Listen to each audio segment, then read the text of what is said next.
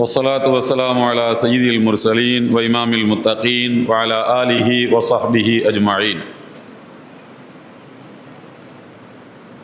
தமிழ்நாடு ஜமாஅத்துல் உலமா சபை நடத்துகின்ற சிறப்பு வாய்ந்த இந்த மீலாது மாநாட்டின்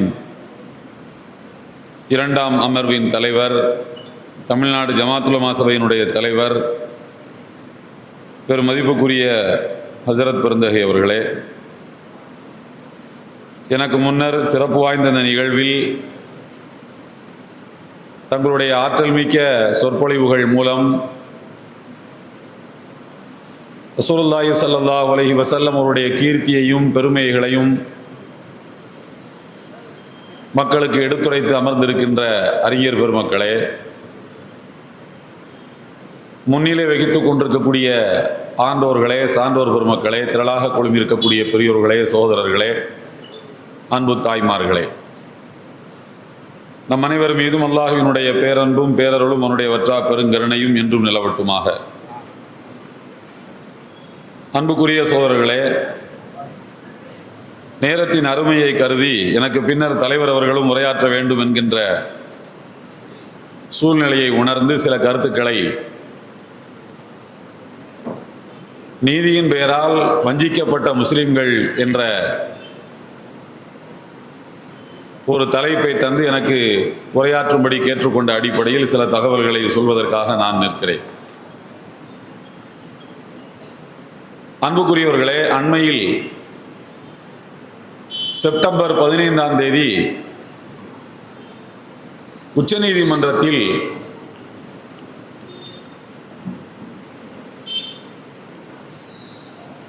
வக்ஃபு திருத்தச் சட்ட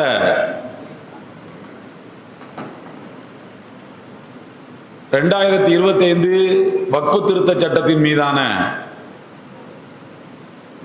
வழக்கில் உச்சநீதிமன்றம் வழங்கியிருக்கக்கூடிய தீர்ப்பை பற்றி இங்கே பலருக்கும் பலவிதமான பார்வைகள் இருக்கின்றன.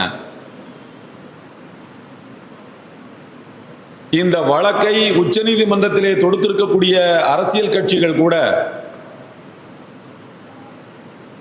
உச்சநீதிமன்றத்தினுடைய தீர்ப்பு என்பதனால் அதை நாங்கள் வரவேற்கிறோம் என்று அவசர அவசரமாக அறிக்கைகளை வெளியிட்டு விட்டார்கள். உள்ளபடியே இந்த தீர்ப்பு வரவேற்கத்தக்கதானா, நாம் கேட்ட தீர்வுகள் நமக்கு கிடைத்து விட்டனவா என்பதை பற்றிய தெளிவு நமக்கு முதலாவது வேண்டும். உச்சநீதிமன்றத்தினுடைய அண்மை கால தீர்ப்புகள் முஸ்லிம் சமுதாயத்தை ஏமாற்றக்கூடிய வகையிலே தான் இருக்கின்றன. 2019 பாபரி மஸ்ஜித் வழக்கில் வழங்கப்பட்ட தீர்ப்பு, அந்த தீர்ப்பை எழுதியவர்கள் 5 நீதிபதிகள். அந்த 5 நீதிபதிகள் யார் என்று இன்றைக்கு வரைக்கும் உலகத்துக்கு அதிகாரப்பூர்வமாக சொல்லப்படவில்லை. அந்த தீர்ப்பு வழங்கப்படுகின்ற போது உச்சநீதிமன்றத்தினுடைய தலைமை நீதிபதியாக இருந்தவர் DY சந்திரசூட் என்பவர். அவர் அந்த தீர்ப்பை நான் எப்படி வழங்கினேன் என்பதை குறித்து ஒரு 4-5 மாதங்களுக்கு முன்னர் அவர் சொன்னார். நான் என்னுடைய வீட்டில் இருந்து கொண்டு 3 நாட்களாக நான் வணங்குகின்ற கடவுளின் சிலையின் முன்னால் உட்கார்ந்து கொண்டு எப்படி இந்த வழக்கிலே தீர்ப்பளிப்பது என்று நான் கடவுளிடம் கேட்டுக்கொண்டே இருந்தேன், யோசித்துக் கொண்டே இருந்தேன். அது என்னுடைய உள்ளத்திலே உதிக்க வைத்த கருத்துக்களைத்தான் நான் தீர்ப்பாக சொன்னேன் என்று சொன்னார். ஒரு நீதிபதி இப்படி சொல்லலாமா என்று அவரிடத்திலே லண்டனில் இருந்து BBC இருந்து ஒரு நிருபர் வந்து ஒரு பேட்டி எடுக்கிறார். அந்த பேட்டியில் அவர் கேட்ட கேள்விக்கு பதிலளிக்கின்ற போது சந்திரசூட் சொல்கிறார், நான் சொல்வதை மக்கள் தவறாக புரிந்து கொண்டார்கள் என்று. ஆனால் அவர் சொன்னதை நாம் கேட்டோம். உச்சநீதிமன்றத்தினுடைய தீர்ப்புகள் எல்லாம் எப்படி இருக்கின்றன? என்பதை பற்றி மிக மூத்த வழக்கறிஞர்கள் சொல்கிறார்கள். இந்தியாவில் இருக்கக்கூடிய நீதி பரிபாலனத்தில் தலித்துகளும் முஸ்லிம்களும் will not get justice in our judiciary system. இந்தியாவில் இருக்கக்கூடிய நீதி பரிபாலன முறையில் முஸ்லிம்களுக்கும் தலித்துகளுக்கும் நீதி கிடைக்காது. நீதி கிடைக்காது என்பது மாத்திரமல்ல, நீதி கிடைக்கும் என்கிற நம்பிக்கையோடு ஜனநாயகத்தினுடைய இறுதி வாசலாக இருக்கக்கூடிய, இறுதி நம்பிக்கையாக இருக்கக்கூடிய நீதிமன்றத்தினுடைய கதவுகளை தலித்துகளோ முஸ்லிம்களோ தட்டினால் will be brutalized in the name of justice. நீதியின் பெயரால் நீங்கள் வஞ்சிக்கவும் படுவீர்கள். இதுதான் தீர்ப்பு, தூக்கிட்டு போடா என்று சொல்வார்கள் என்று மிக மூத்த வழக்கறிஞர்கள் சொல்கிறார்கள். வக்ஃப் திருத்த சட்ட வழக்கில் உச்சநீதிமன்றம் வழங்கிய தீர்ப்பும் அப்படிதான். எங்களிடத்திலே பலரும் கேட்டார்கள்,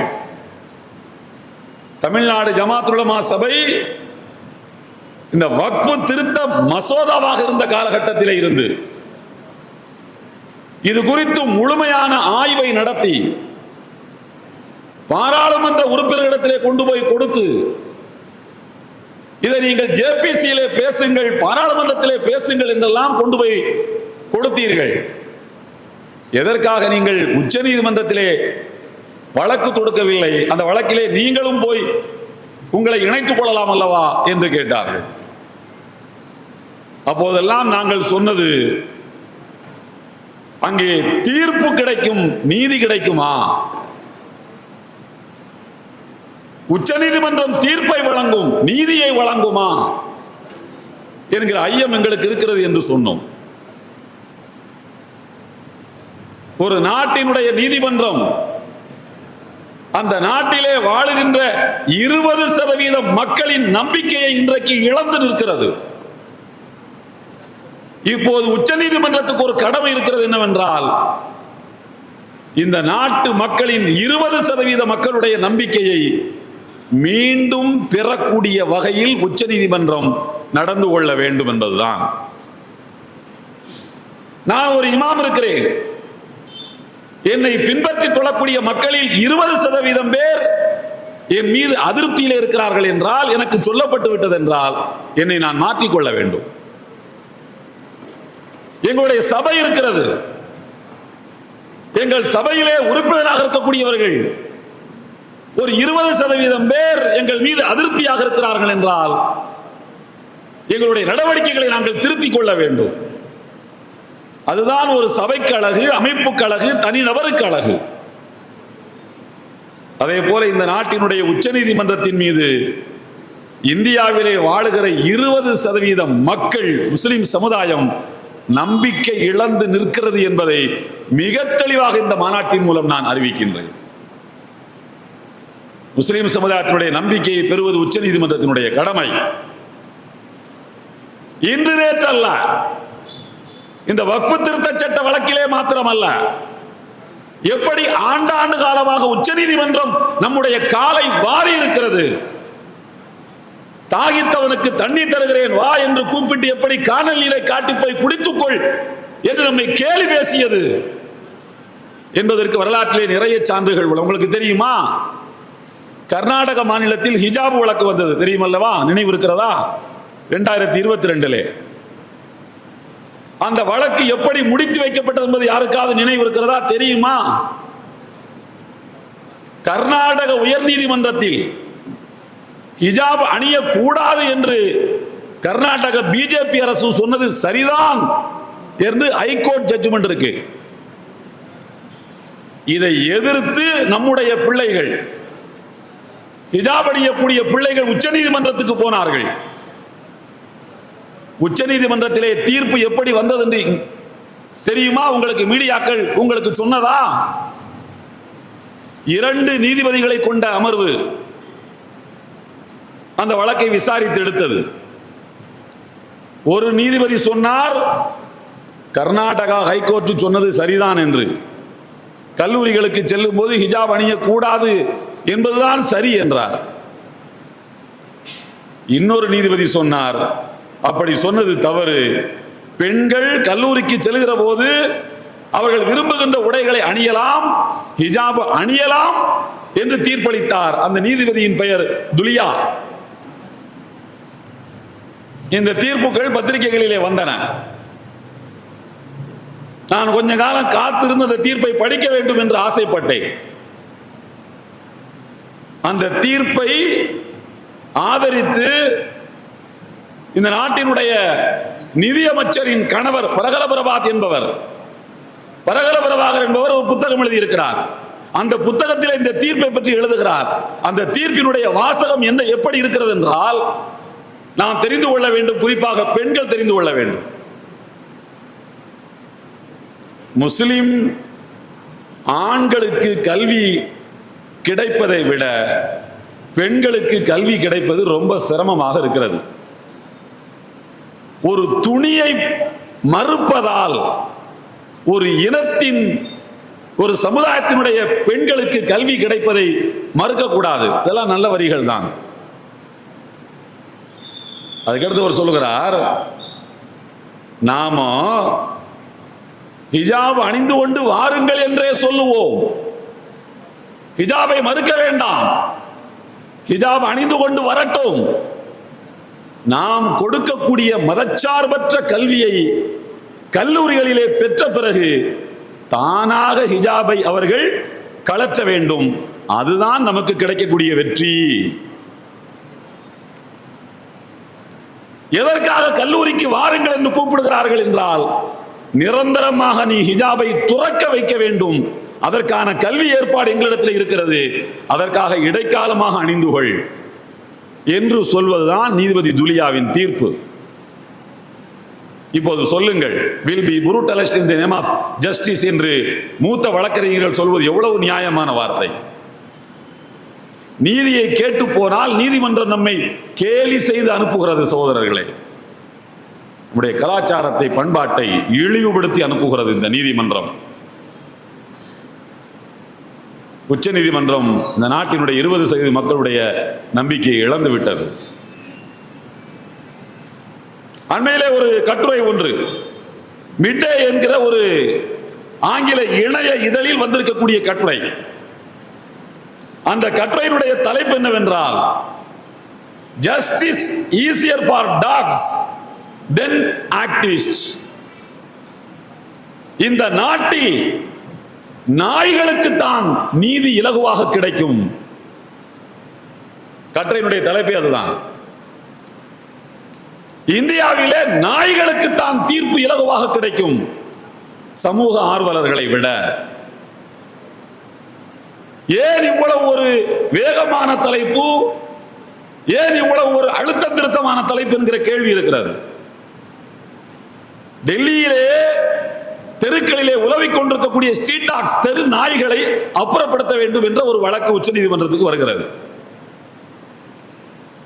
வழக்கை விசாரித்த உச்ச நீதிமன்றம் நாய்களை எல்லாம் உடனே அப்புறப்படுத்துங்கள், மக்களுக்கு இதனால் இடையூறு என்று தீர்ப்பளிக்கிறது. உடனே இந்த தீர்ப்பு வந்தது ஆகஸ்ட் மாதம் 11ஆம் தேதி. உடனே அதை மறு ஆய்வு செய்ய சொல்லி ஒரு வழக்கு. அப்படியெல்லாம் நாய்களை தொந்தரவு செய்யக்கூடாது, மனிதர்களுக்கு தன்னுடைய வீடுகளிலே வாழுகின்ற உரிமை இருப்பதை போல தெருக்களிலே உலவுகின்ற உரிமை நாய்களுக்கு உண்டு. எனவே உச்சநீதிமன்றத்தினுடைய இந்த தீர்ப்பை நீங்கள் மறு ஆய்வுக்கு உட்படுத்துங்கள் என்று வழக்கு போடுகிறார்கள். வெறும் 11 நாள், ஆகஸ்ட் 11ஆம் தேதி போடப்பட்ட சீராய்வு மனு ஆகஸ்ட் 22ஆம் தேதி விசாரிக்கப்பட்டு மறு தீர்ப்பு வருகிறது. முதல் தீர்ப்பு வந்தது ஆகஸ்ட் 2ஆம் தேதி.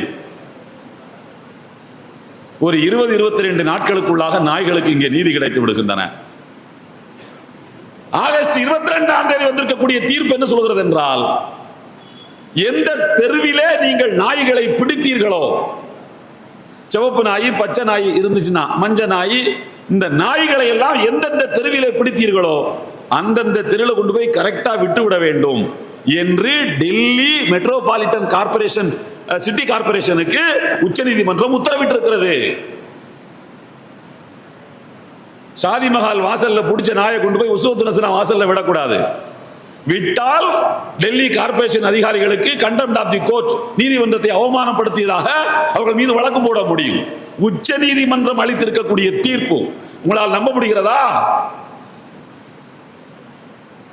அப்படி நாய்களை திரும்ப கொண்டு போய் விடுவதற்கு முன்னால் கருத்தடை செய்யுங்கள், குடல் புழுவை நீக்குங்கள் என்று உத்தரவுகளை போட்டு பிடித்த இடத்திலேயே நாய்களை கொண்டு போய் விடுங்கள்.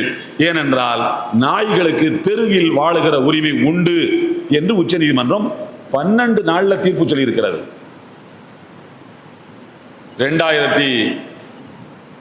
2000ஆவது ஆண்டு, இந்த கோவிடுக்கு முந்தினது, டெல்லி ரைட்ஸ், டெல்லி கலவரம், பிப்ரவரியில் நடந்த கலவரம். அதிலே 19 ஆக்டிவிஸ்டுகள், சமூக ஆர்வலர்கள் கைது செய்யப்பட்டிருக்கிறார்கள். 5 வருடம் நிறைவடைந்து விட்டது. 25 பிப்ரவரியை தாண்டி விட்டோம். இந்த 5 வருடமாக அந்த 19 பேருக்கும் ஜாமீன் கேட்டு வழக்குகள் தொடுக்கப்பட்டு கொண்டே இருக்கின்றன. இன்று வரைக்கும் ஜாமீன் கொடுக்கப்படவில்லை.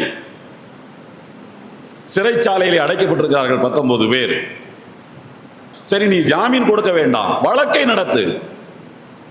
நாங்கள் நீதிபதியிடத்திலே நாங்கள் குற்றவாளிகள் இல்லை என்று நிரூபித்து விடுகிறோம், எங்களை அவர் விடுதலை செய்யட்டும். ஒன்று வழக்கை நடத்தில் என்றால் ஜாமீன் கொடு என்று கேட்டால் வழக்கையும் நடத்த மறுக்கிறது, ஜாமீனும் கொடுக்க மறுக்கிறது நீதிமன்றம். Justice easier for dogs than activists. சமூக ஆர்வலர்களை விட இந்த நீதிமன்றங்கள் நாய்களுக்குத்தான் இலகுவாக தீர்ப்புகளை கொடுக்கும். தீர்ப்புகளை அல்ல, நீதியை கொடுக்கும். இதுதான் நீதிமன்றங்களின் நிலை. நீதிமன்றங்களை அவமானப்படுத்துவதனுடைய நோக்கம் அல்ல. நீதிமன்றத்தின் மீது திரண்டிருக்கக்கூடிய இந்த மக்கள் கூட்டத்துக்கு அவநம்பிக்கையை விதைப்பதனுடைய நோக்கம் அல்ல. ஆனால் மக்களுடைய நம்பிக்கையை பெறுவது நீதிமன்றத்தின் கடமை. அண்மையிலே ஸ்ரீனிவாசன் ஜெயின் என்ற ஒரு மூத்த பத்திரிகையாளர், அவர் பாபரி மஸ்ஜித் வழக்கிலே தீர்ப்பளித்த சந்திரசூடை பேட்டி எடுத்திருக்கிறார். அந்த பேட்டி ஒரு ஆங்கில பத்திரிகையிலே, மும்பையிலிருந்து வெளிவரக்கூடிய ஆங்கில பத்திரிகையிலே வந்திருக்கிறது. அவர் கேட்கிறார், எப்படி நீங்கள் இந்த நிலத்தை தூக்கி ராம் மந்திர் ட்ரஸ்டுக்கு கொடுக்கலாம்? நம்ம கண் முன்னால் அல்லவா பாபரி மஸ்ஜித் இடிக்கப்பட்டது என்று கேட்கும்போது சந்திரசூட் சொல்கிறார், அவர் எழுதியிருக்கக்கூடிய தீர்ப்புக்கு முரணாகவே அவர் பேசியிருக்கிறார். அவர் சொல்லியிருக்கிறார், பாபரி பள்ளிவாசலை கட்டுவதற்கு முன்னால் அங்கே ஒரு கோயில் இருந்தது. அந்த கோயில் என்று சொல்லவில்லை, ஸ்ட்ரக்சர், ஒரு கட்டடம் இருந்தது. அந்த கட்டடத்தை இடித்து விட்டுத்தான் பள்ளிவாசலை கட்டியிருக்கிறார்கள். எனவே அது மீண்டும் அவர்களுக்கு கொடுக்கப்பட்டது என்று அவர் இப்போது சொல்லியிருக்கிறார். தீர்ப்பிலே சொல்லுகிறார், ஒரு கட்டடம் இடிக்கப்பட்டு அங்கே மசூதி கட்டப்பட்டதற்கு சான்றுகள் இல்லை என்று சொல்கிறார். இப்போது வழக்கறிஞர்கள் சொல்கிறார்கள், சட்ட நிபுணர்கள் சொல்கிறார்கள், முஸ்லிம் சமுதாயம் பாபரி மஸ்ஜித் வழக்கிலே சீராய்வு மனுவை தாக்கல் செய்வதற்கான ஹோல்டு கிடைத்து விட்டது, நீ கொடுத்த தீர்ப்பு தவறென்று நீயே ஒத்துக்கொண்டாய் என்று சீராய்வு மனுவை தாக்கல் செய்வதற்கான ஹோல்டு கிடைத்து விட்டது என்று மூத்த பத்திரிகையாளர்களும் வழக்கறிஞர்களும் சொல்கிறார்கள்.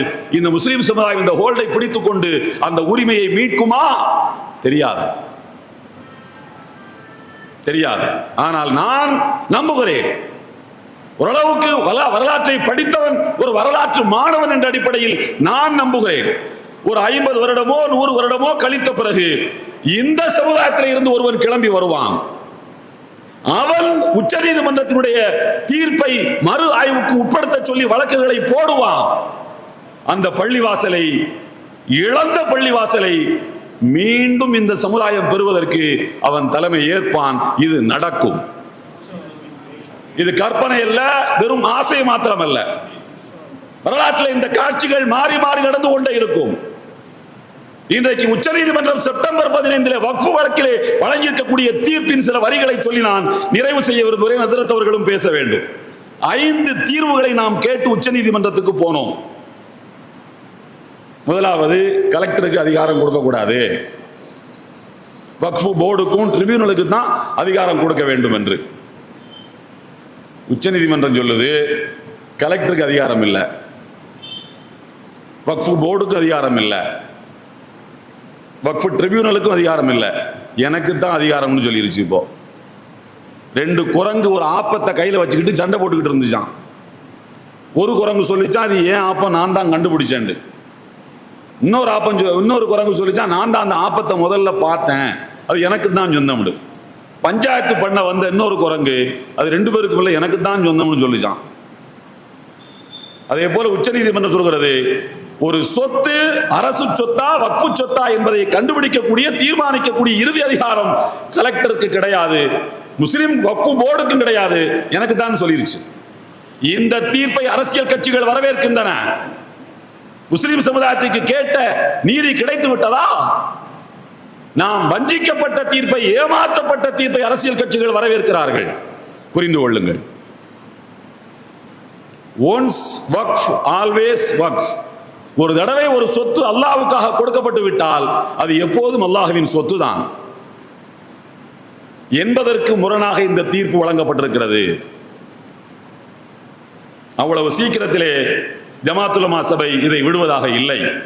நான் கோபப்பட்டு ரோஷப்பட்டுலாம் சொல்லவில்லை. இந்த தீர்ப்பின் மீதான எங்களுடைய எதிர்ப்பை இறுதி மூச்சு வரைக்கும் இன்ஷா அல்லாஹ் பதிவு செய்வோம்.